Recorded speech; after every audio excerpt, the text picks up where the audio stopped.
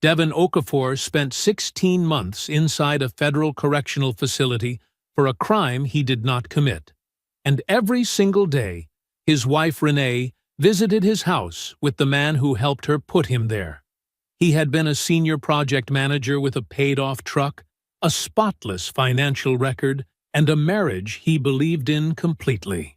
Then federal investigators laid $214,000 in fraudulent wire transfers on a conference table and showed him his own signature on documents he had never touched, attached to a bank account he had never opened.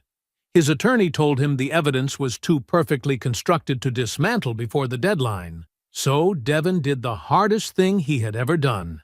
He took the plea, reported to federal custody, and let the world believe it. What Renee did not know, what Derek did not know, what none of them ever considered, was that the man they framed was also the most methodical, patient, and precise person any of them had ever underestimated. They took 16 months from him. They had no idea what he was building with the time they gave him. When Devin Okafor walked out of that facility, the evidence was already filed, the attorneys were already moving, and every person who touched his life with intention to destroy it was already standing inside a trap they could not see. This is what happened when he came home. Before we jump into the story, comment where in the world you are watching from and subscribe, because tomorrow's story is one you need to hear. Devin Okafor's alarm chirped softly at 5:45 a.m., and he silenced it before it could wake Renee. The routine was as familiar as breathing. Slip out of bed, pull on his worn cotton robe, and pad downstairs to start the coffee maker. The house settled around him with comfortable creaks as the morning light began to filter through the kitchen windows. Their home wasn't flashy, but it was solid. 4 bedrooms in a quiet subdivision outside Atlanta, with good schools nearby and neighbors who waved when they collected their mail. Devin had studied the inspection reports for 3 months before making an offer, checking every detail twice. That's how he did everything. Measure twice, cut once, his father used to say. The coffee maker gurgled its last few drops as Devin spread the Henderson project specs across the kitchen table. The morning light caught the grain of the wood. Oak, not veneer. He'd insisted on real wood when they bought the dining set, even though it meant waiting 2 extra paychecks. Things that mattered were worth waiting for. He pulled his spiral notebook from his briefcase, the one where he kept his personal ledger. Renee teased him about not using apps, but Devin trusted paper. Paper didn't crash, didn't need updates, didn't sync to clouds he couldn't see. The notebook's pages were filled with his neat columns of expenses and income, each entry dated and categorized. Control through documentation. Another lesson from his father. Upstairs, he heard Renee's alarm chime. She'd be down soon, scrolling through her phone as she made her protein shake. The thought brought a small smile to his face. 7 years married, and he still loved watching her move through their morning routine, even if lately she seemed distracted. He reviewed the material costs for the Henderson build, double-checking his math against the supplier quotes. The numbers lined up perfectly, as they always did when he handled them. It had taken years to earn this level of autonomy at the firm. When he'd started, fresh out of college with scholarships barely covering his debt, they'd relegated him to basic site supervision. But Devin had studied every contract, learned every regulation, stayed later than anyone else until his competence became impossible to ignore. Renee's footsteps on the stairs pulled his attention from the specs. She appeared in her yoga outfit, phone already in hand. "Morning, baby," she said, heading straight for the blender. "Morning," he replied, watching as she measured protein powder with precise movements. "Sleep okay?" She nodded, eyes on her screen. Michelle posted photos of their new place in Buckhead. "That kitchen is incredible." Devin heard the note in her voice, the one that suggested their own kitchen, with its practical granite and stainless steel appliances, might be found wanting. But he knew better than to engage with that tone. Instead, he asked, "You meeting the girls for yoga?" Then lunch at that new place near Michelle's. The blender whirred to life, drowning out whatever else she might have said about Michelle's house or neighborhood. Devon returned to his specs, making neat notations in the margins. The Henderson project would come in under budget if he could lock in the lumber prices this week. That would make 3 straight projects delivered under budget, the kind of track record that led to better assignments, bigger responsibilities. He gathered his papers as Renee sipped her shake by the window, scrolling through what looked like interior design photos. "Heading in early," he said, leaning to kiss her cheek. She smelled like expensive face cream and coffee. "Have a good day," she replied, her free hand briefly touching his arm. Her attention remained on the phone screen, where a massive chandelier sparkled in someone else's foyer. Devon pulled his truck into the office parking lot 40 minutes later, the morning sun now fully risen. He liked arriving before the rush, enjoying the quiet of an empty office. His phone buzzed as he killed the engine, a voicemail notification from Sandra in HR. He played it while gathering his briefcase. "Devon, could you come see me first thing? Need to discuss something before the day gets going." Must be about the Henderson project's crew assignments, he thought, checking his watch. He had time before the concrete pour needed his supervision. The morning stretched ahead, orderly and planned, like every other morning in the life he'd built piece by careful piece. He headed for the building's entrance, nodding to the security guard. His shoes clicked against the polished floor of the empty lobby as he made his way to the elevator, completely unaware that this ordinary Tuesday was about to shatter everything he thought he knew. The conference room felt different the moment Devon stepped inside. Sandra from HR sat with her hands folded too tightly on the table. His supervisor, Mark Chen, stood by the window, shoulders rigid, looking anywhere but at Devon. And there were 2 others, a man and woman in dark suits, their expressions professionally neutral. "Mr. Okafor," the woman said.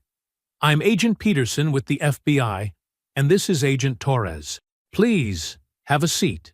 Devon's mind shifted into the same careful mode he used when reviewing troubled project specs, methodical, detail-oriented, looking for the load-bearing facts. He sat down, placed his notepad on the table, and uncapped his pen with steady hands. "What's this about?" he asked, his voice level. Agent Peterson opened a folder. "We're investigating financial irregularities in your company's vendor payment system, specifically a series of wire transfers that have drawn our attention." She slid several documents across the table. Devon recognized the format immediately. Payment authorizations, the kind he processed regularly for material suppliers and subcontractors. But these numbers didn't match any projects he knew. "Over the past 11 months, Agent Torres said, approximately $214,000 has been transferred through these authorizations to an account at First Capital Bank. The account was opened under your name and Social Security number at their Savannah branch." Savannah. Devon had been there once, 2 years ago, for a regional construction conference. He'd never opened an account there. He'd never opened an account anywhere except his local branch. "May I?" he asked, reaching for the bank documents. The agents nodded. His eyes moved systematically down the pages. His name, his Social Security number, his address, everything perfect except for its existence. Then he saw the signature authorizations, digital signatures that matched his own with unsettling precision. "I've never seen these transfers," he said carefully, "and I've never opened an account in Savannah." "The account was opened in person," Agent Peterson replied, "with 2 forms of ID and biometric verification. We have the documentation here." More papers slid across the table. Devon studied them with the same focused attention he gave to structural engineering reports. His signature appeared exactly where it should, perfect in its forgery. The dates aligned with legitimate project payments, tucked between real transactions like weeds among crops. Sandra cleared her throat. "Given the circumstances, we have to place you on immediate administrative suspension, Devon. We'll need your badge and laptop before you leave." He nodded once, removed his badge, and placed it on the table. His work laptop was already in his briefcase, the one containing nothing but legitimate project files and meeting notes. He handed it over without comment. "We'll be in touch through your supervisor regarding next steps," Agent Peterson said. "I suggest you retain legal counsel promptly." Devon stood, straightened his tie, and walked out with the same measured pace he used on construction sites. No rushing, no reaction, just careful steps on solid ground. The drive home passed in controlled silence. He took his regular route, stopped at every light, used his turn signals with precision. His mind worked like a calculator, adding up small details he'd missed. Renee's recent interest in their banking passwords, her questions about his digital signature setup, the conference in Savannah she'd encouraged him to attend. He pulled into their driveway at 9:47 a.m. The house looked exactly as it had when he'd left. Brick facade, neat shrubs, morning paper still on the porch. He sat in the truck, hands at 10 and 2 on the steering wheel, and watched the dashboard clock tick through 11 minutes. Inside, the house was quiet. Renee would be at yoga, then lunch near Michelle's. Their shared laptop sat on the coffee table where she'd left it, charging cord neatly coiled beside it. Something, instinct or experience or simple survival, told him to look before he spoke. He opened the laptop, logged in, and began searching through folders. Renee organized everything by date, a habit he'd always appreciated. Now he used that knowledge to move backward through their digital history. In a folder marked for deletion, he found them. Emails between Renee and someone named Derek Stowe. The messages were cold and precise, discussing the account and the timeline with business-like efficiency. His eyes caught on one line that turned his stomach to ice.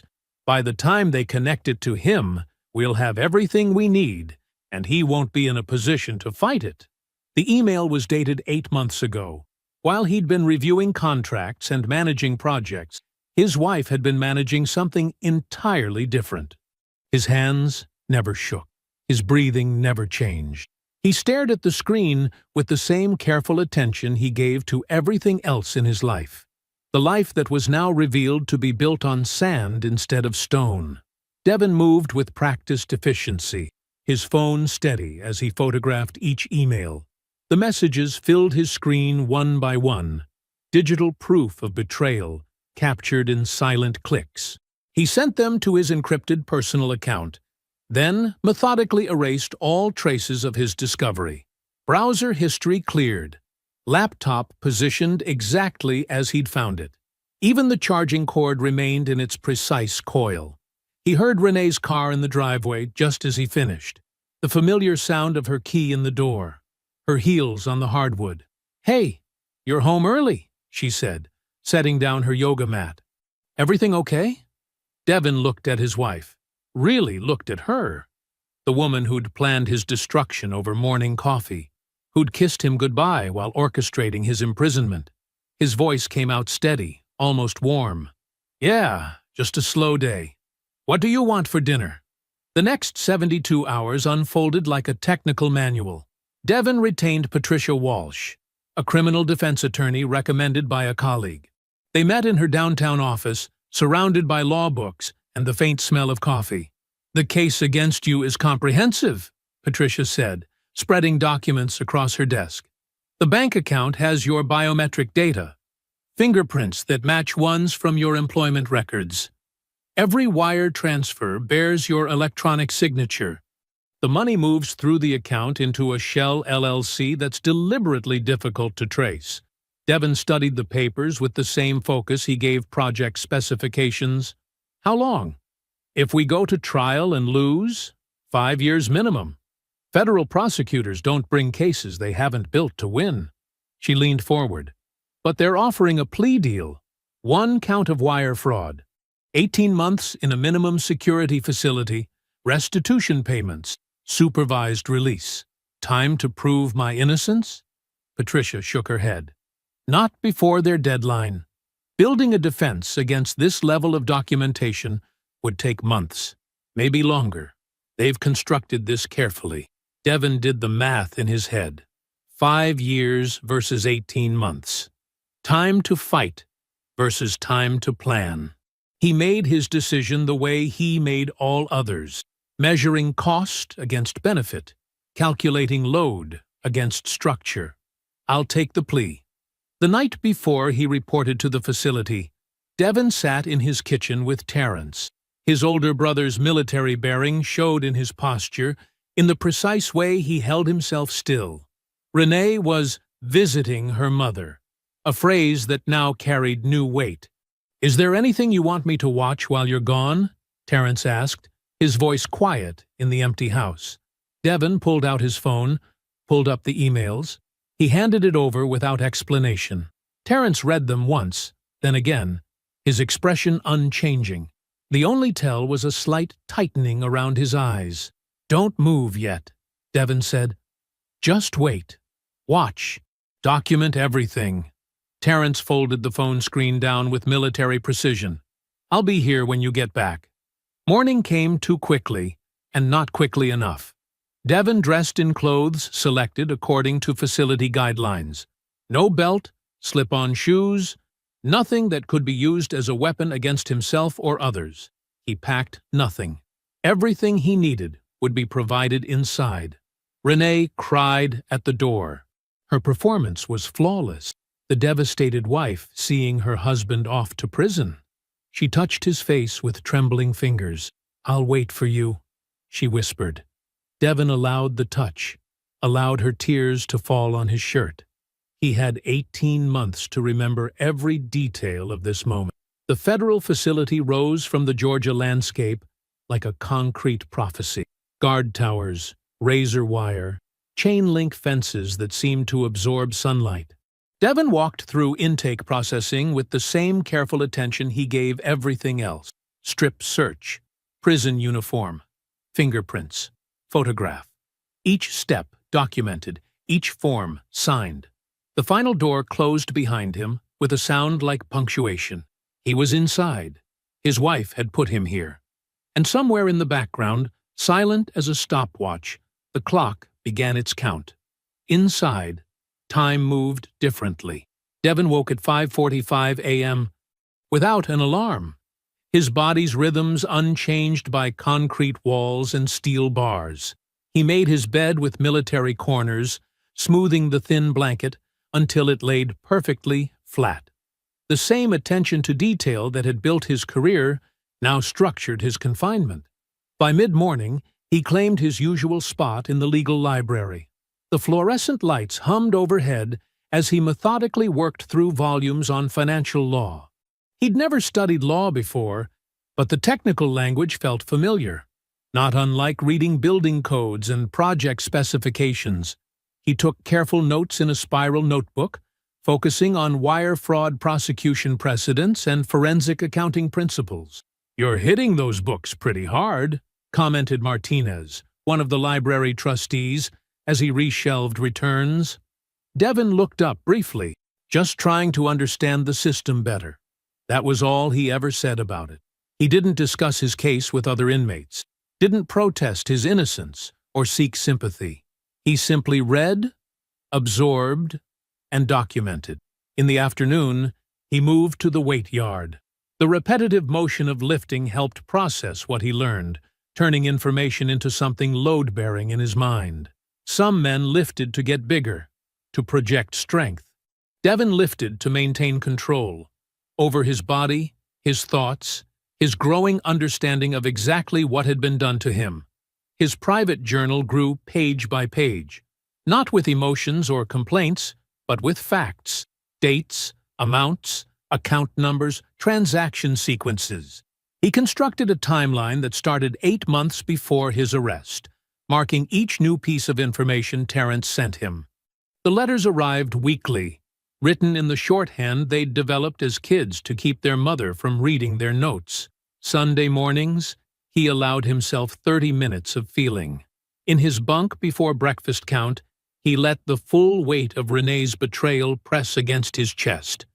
The rage rose like bile, not just at the theft of his freedom, but at the calculated nature of it. The way she'd studied his habits, learned his patterns, used his own meticulous nature against him.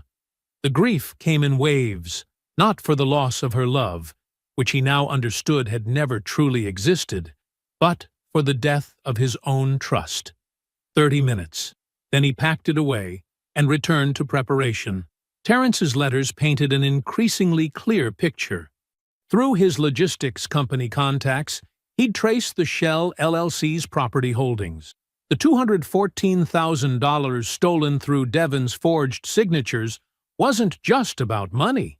It was seed capital for something bigger. Derek Stowe, the man from the emails, had leveraged it into a down payment on a commercial property deal. Renee was his silent partner, her name carefully absent from any official documentation. Properties in an area marked for major development, Terrence wrote in their childhood code.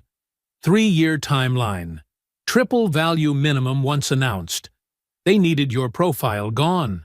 No legal claims possible. Devon read each letter multiple times, absorbing the layers. The betrayal wasn't just personal, it was architectural. They hadn't just wanted him out of the way. They needed him financially ruined, legally compromised, and completely consumed with basic survival while they built their future on the foundation of his destruction. He added each new detail to his timeline: the property purchase dates, the development plan announcements, the careful way they'd structured his removal to coincide with their investment timeline. Every piece fit together with terrible precision.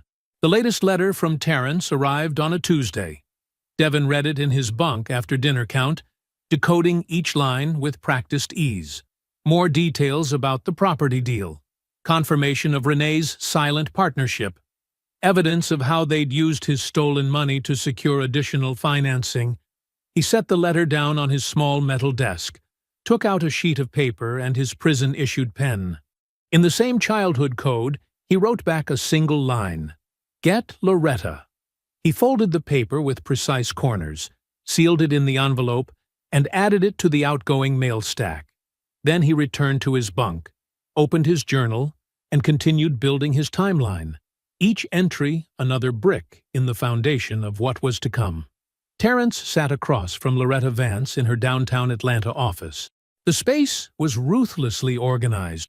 No family photos, no decorative touches, just filing cabinets and dual monitors displaying financial spreadsheets.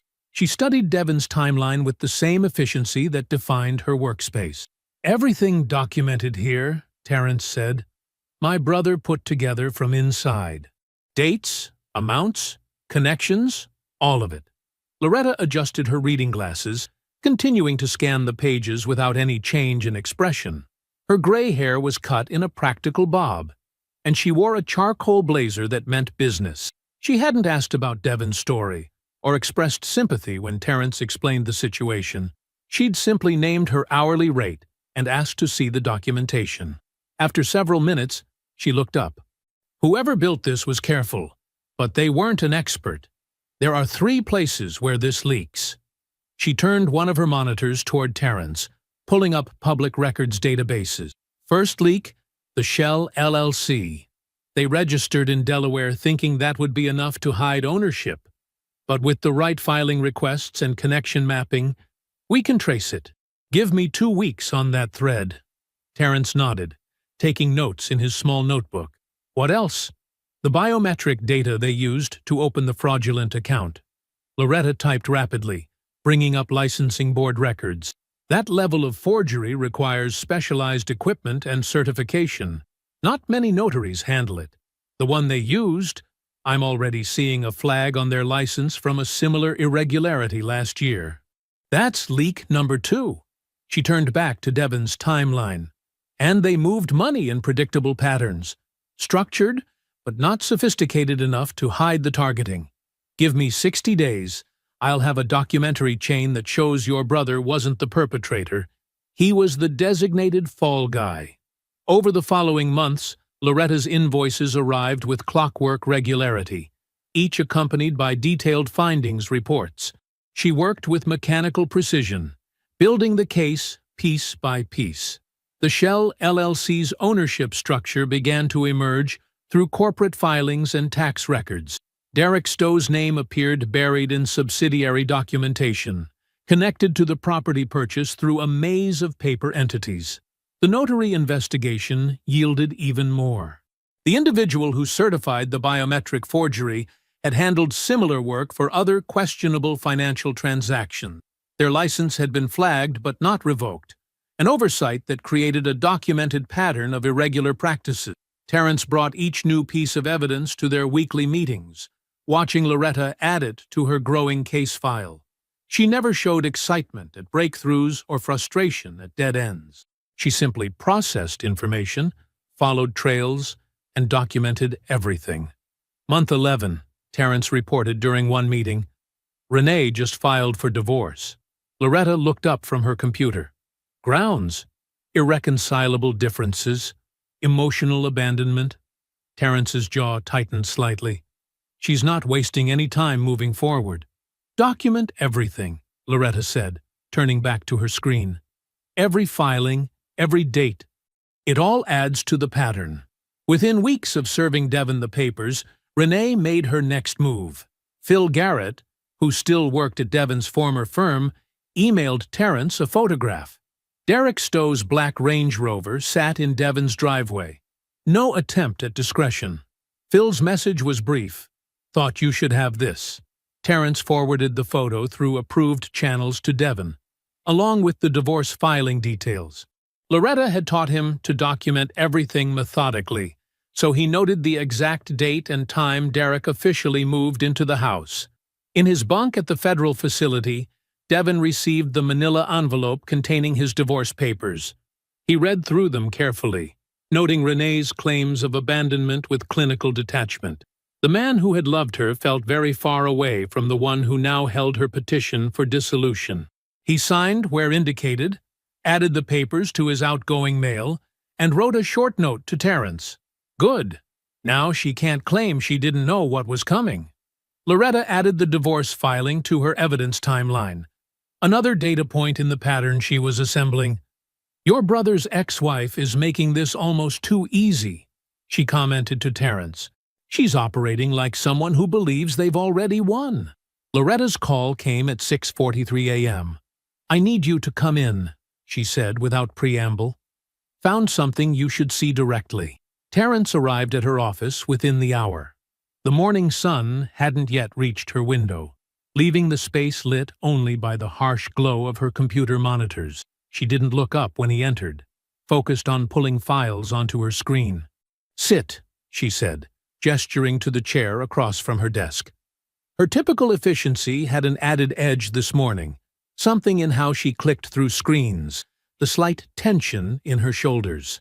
The notary who executed the biometric forgery, she began, turning one monitor toward him. I've been mapping their client history, following the money trail backward. Found the original payment authorization yesterday evening. She brought up a bank record, highlighted in yellow. The services were arranged by Renee Okafor. That we expected. But look at the source account. Terrence leaned forward, studying the numbers. The payment had come from a joint checking account. Two names were listed, Renee Okafor and Audra Prescott. The account was opened 2 years before your brother's arrest, Loretta continued, her voice maintaining its usual clinical tone. Well before the rest of their scheme began taking shape. Audra Prescott didn't just know about this. She helped finance it from the planning stages. Terrence sat back slowly, processing. Audra Prescott, who had hugged Devon at family gatherings, insisted he call her Mom, made sure his favorite pie was at every Thanksgiving dinner, who had cried at his sentencing hearing, clutching her daughter's hand, who had known, the whole time, exactly what they were doing to him. I've pulled the full account history, Loretta said, clicking through additional records. The notary payment wasn't isolated. There were several transfers that align with key dates in our timeline. Audra Prescott's fingerprints are all over this. Terrence scheduled a visit with Devon for the following day. The prison visiting room was crowded with weekend traffic. Families with children, elderly parents, the usual mix of joy and tension that filled these spaces. He and Devon sat at a corner table, away from the main cluster of visitors. "Loretta found something," Terence said quietly, watching his brother's face. "About Audra." He laid out what Loretta had discovered: the joint account, the notary payment, the pattern of financial involvement stretching back before Devon's arrest. He kept his voice steady, clinical, the way Loretta would have presented it. Just facts, data points. Devon absorbed everything in complete silence. His expression didn't change, but Terence saw the slight tightening around his eyes, the way his hands remained perfectly still on the table. 1 minute passed, then another. Finally, Devon spoke. "Add her to the file." His voice was quiet, controlled, the same tone he'd used throughout their visits, discussing evidence and strategy. But Terence heard what lay beneath it, the final confirmation that no part of his old life had been real, that every family dinner, every holiday gathering, every maternal embrace had been part of the performance. "The complete package is ready," Terence reported. "Loretta's forensic analysis, all the Shell LLC documentation, the notary trail, everything tracked and verified." Devon nodded once. "Hold it all. Nothing moves until I walk out." They spent the remainder of the visit discussing mundane things: Terence's business, weather, sports scores. Neither mentioned Audra again. When visiting hours ended, they stood and exchanged their usual brief hug. Driving home, Terence glanced at the sealed manila envelope on his passenger seat. Inside was the complete evidence file, hundreds of pages documenting every layer of betrayal, every calculated step that had put his brother behind bars. Audra's involvement was now woven through it, another thread in the pattern Loretta had exposed. He didn't open the envelope, didn't need to review its contents again. His job now was simply to wait, to hold everything in place until Devon walked free. The file would stay sealed until then, but its weight beside him felt like a promise of truth, of consequences, of a reckoning that would leave no betrayal unanswered. The traffic light ahead turned red. Terence stopped, hands steady on the wheel. He had waited 16 months already. He could wait a little longer. The metal gate buzzed and slid open on a gray Thursday morning. Devon Okafor walked through it wearing the same clothes he'd arrived in 16 months earlier. Dark jeans, white button-down, leather shoes. They felt strange now, like costume pieces from someone else's life. But his stride was steady, unhurried. He didn't look back at the facility rising behind him. Terence's black F-150 sat in the first row of the visitor parking lot, his brother leaning against the driver's side door.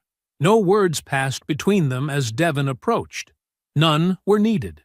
Terence simply opened the passenger door, waited for Devon to get in, then walked around and took his place behind the wheel. The manila envelope sat on the center console, thick, official-looking, secured with a metal clasp. Terence handed it over without ceremony. Devon undid the clasp and began reviewing the top documents, his eyes moving methodically across each page. Loretta's forensic analysis, the Shell LLC documentation, the notary payment records from Audra's joint account, bank statements, timeline reconstructions, sworn affidavits. After several minutes, he closed the folder. "Everything ready?" "Everything," Terence confirmed, starting the engine. They drove for 40 minutes, leaving the prison far behind, eventually turning into a modern apartment complex on the north side of Atlanta. Far from the house Devon had shared with Renee, far from any familiar territory. Terence parked in front of Building C and led the way to Unit 304. The apartment was small but well-furnished. A desk by the window, comfortable couch, fully equipped kitchen. Terence had stocked the fridge and cabinets. Clean sheets on the bed. Everything necessary. Nothing excessive. "I'll be back tomorrow," Terence said, leaving a set of keys on the counter. "Phone's activated. Numbers you need are programmed in." Devon nodded once. Terence left without further discussion.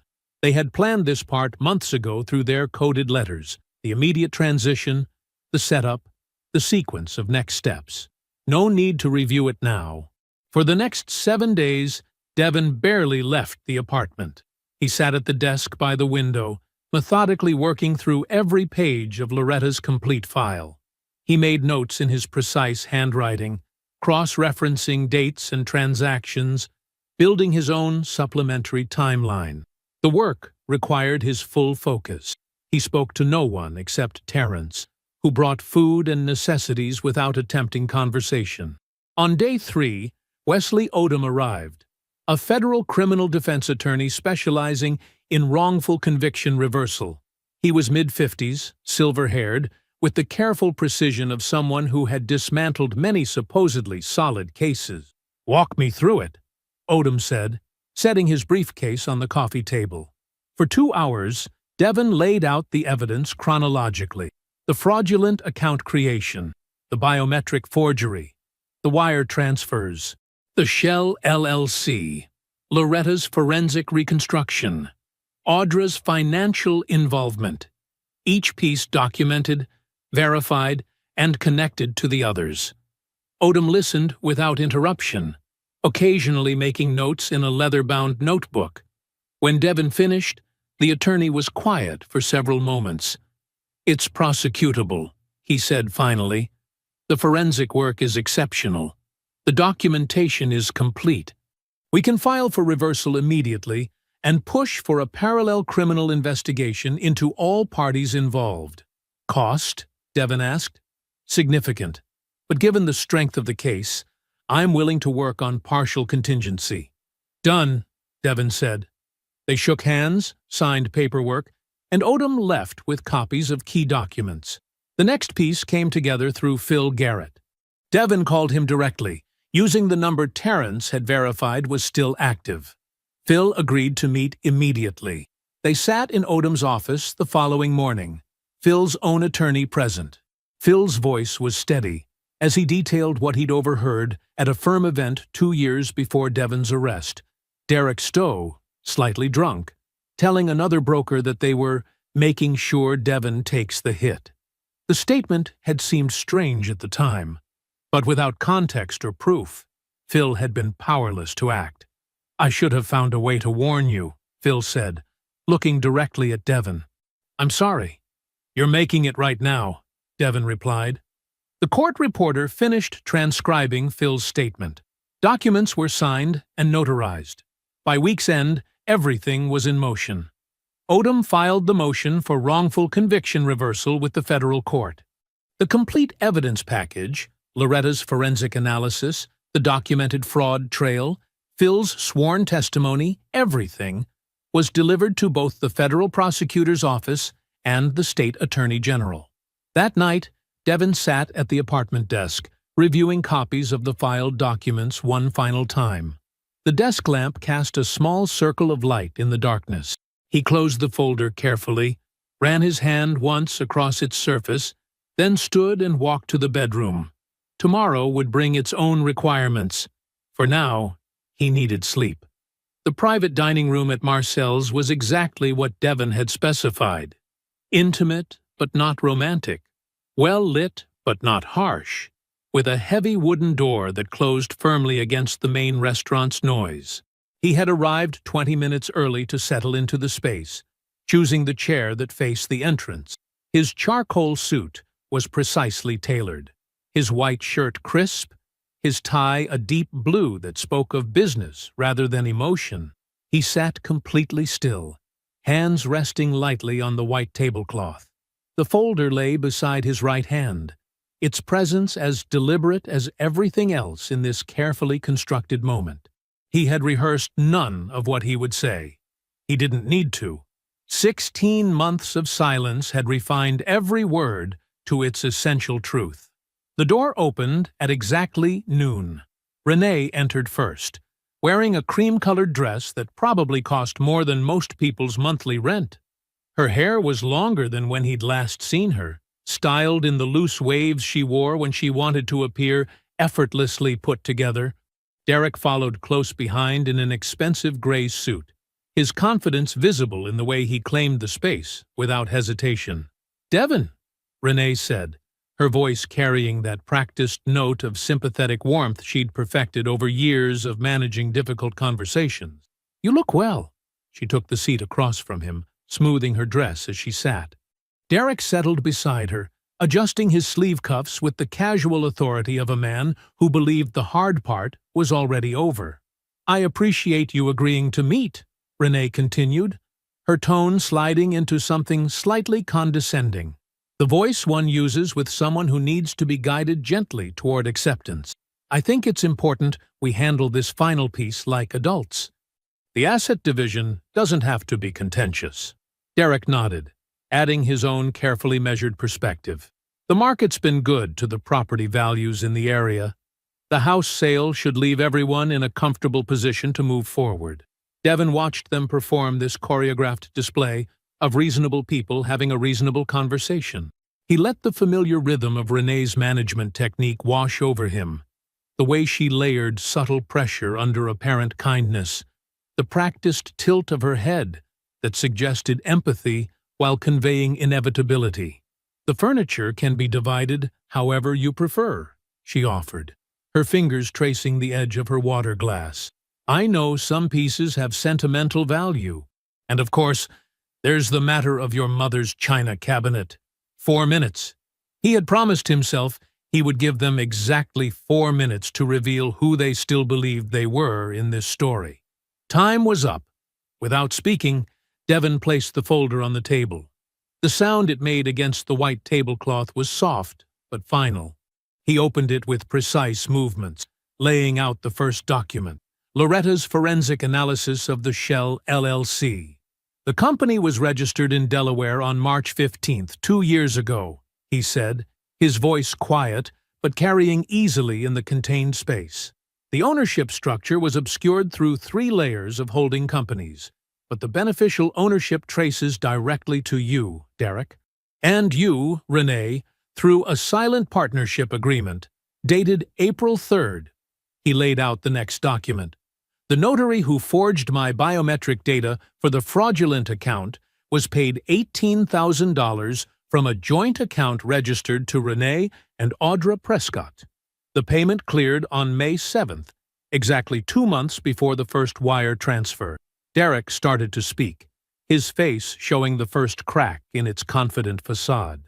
Devon turned his gaze to him, not angry, not dramatic, simply absolute in its stillness, and Derek's words died in his throat.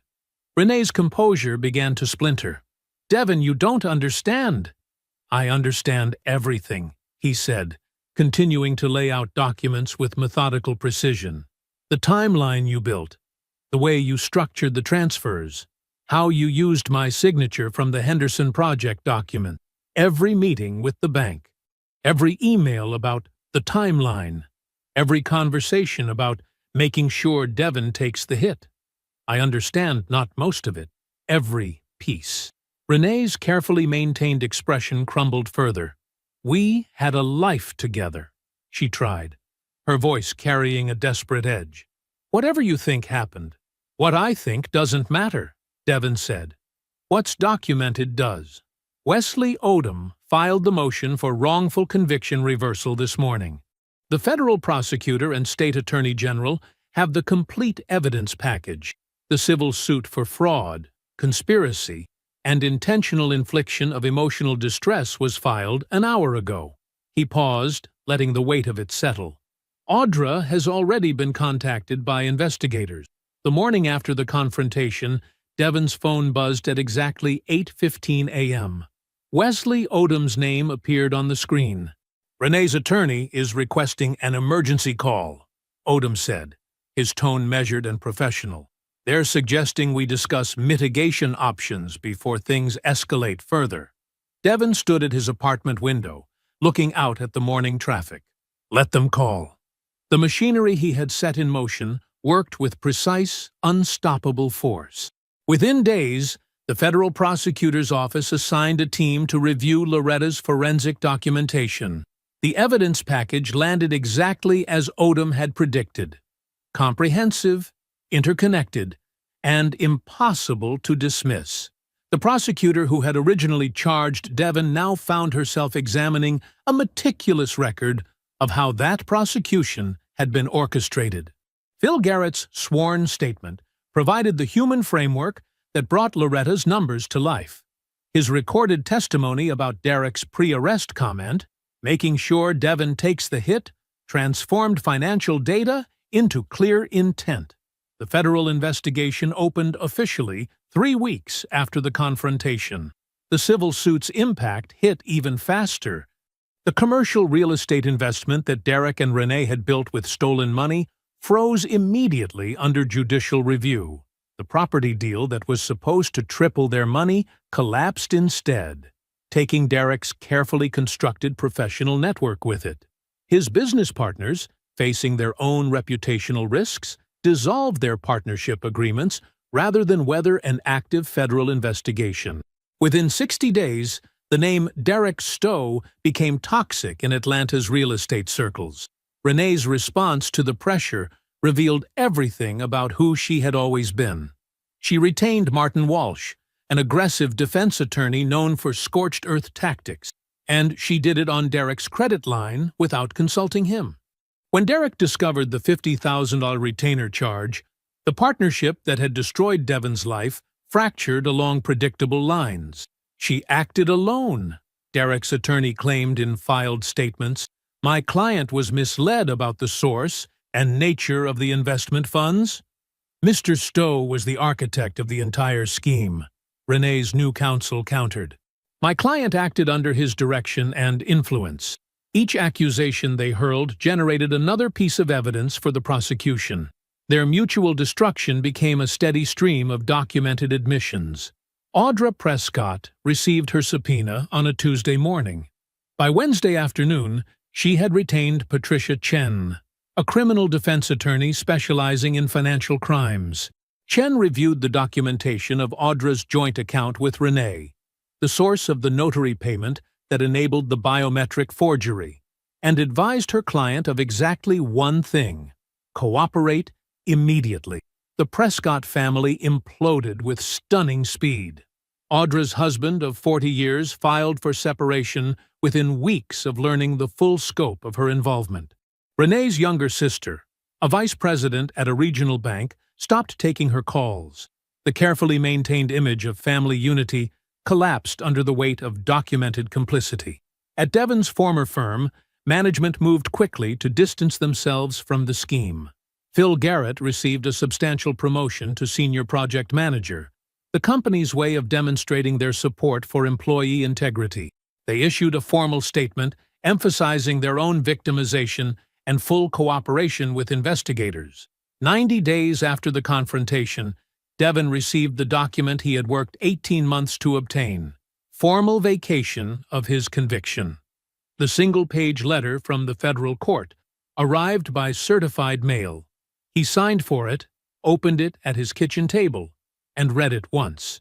Then he placed it in a simple black frame, not displayed prominently, just mounted on his home office wall beside his engineering degree. Not a trophy. Documentation. The system that had failed him now moved with methodical purpose to correct itself.